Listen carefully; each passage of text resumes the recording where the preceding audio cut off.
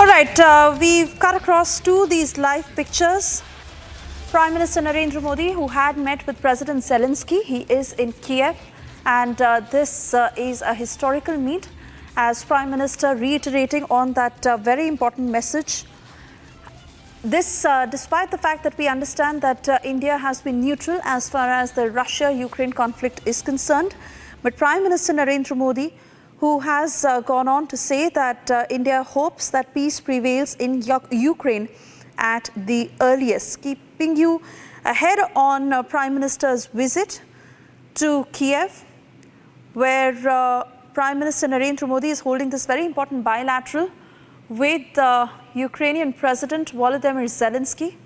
Remember, earlier on, he was also at the Botanical Garden where he paid respects to Mahatma Gandhi. And this, of course, as India has paid respects to those who've unfortunately lost their lives in this Russia-Ukraine conflict. It has been 2 years that the conflict has been ongoing, where Prime Minister Narendra Modi has reiterated the message of peace and pushed for stability talks.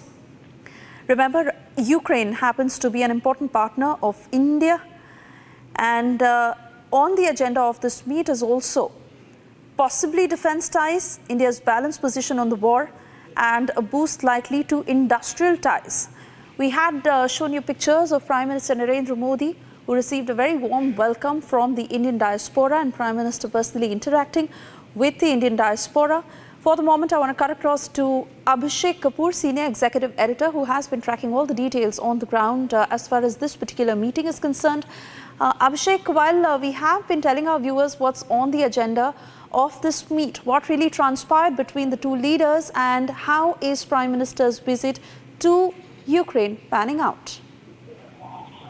Well, Suesha, these pictures themselves, optics, remember in diplomacy is more than half the job. And these pictures themselves carry a lot of meaning. Now, Prime Minister, with his hand over the shoulder of President Zelenskyy, and at the memorial for the kids who have lost their lives, have been martyred in this very unfortunate war between Russia and Ukraine. And I think Prime Minister, they are sending across a message to the world that India's neutrality is for the greater common good and for peace. Remember, when the US says they want peace, they are still supplying weapons to Ukraine. When China says there has to be peace, they are standing solidly with Russia and not speaking for peace in favor of Ukraine, while we have Prime Minister Modi, who was in Moscow last month, is in Kiev today. And so I think multiple messages being beamed across the world capitals through these pictures, with the Prime Minister hugging Zelenskyy when he was panned for the same hug he had with President Putin last month, including Zelenskyy himself using very strong words and the kind of opprobrium that the Prime Minister had faced to be landing in Moscow. And now I think it's for the world to see and judge for themselves how much neutral India is in its diplomacy, and when it comes to a very human-faced and humanitarian position on this war.